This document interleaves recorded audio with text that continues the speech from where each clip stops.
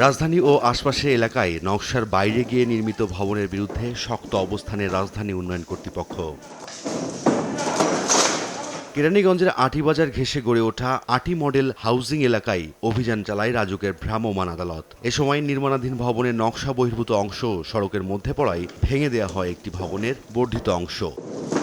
রাজুকের একদল বলে পারমিশন দেওয়ার ক্ষমতা নেই, আরেক দল বলে পারমিশন দিবেন, রাজুকে যান।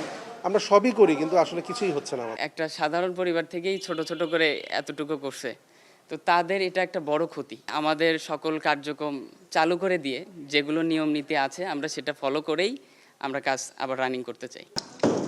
রাজুক বলছে, হাউজিংগুলোর অনুমোদন না থাকায় এর আগেও ভবন নির্মাণের কাজ বন্ধ রাখতে নির্দেশনা দেওয়া হয়েছে। অভিযানে 6টি ভবনের বিদ্যুৎ সংযোগ বিচ্ছিন্ন এবং একটি ভবনের বর্ধিত অংশ ভেঙে ফেলা হয়।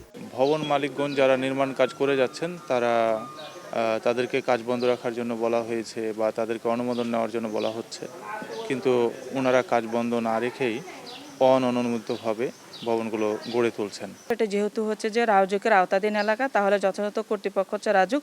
নকশা নিতে হলে রাজুক থেকে নিতে হবে, কিন্তু তারা আমাদেরকে দেখাতে পারেন নাই।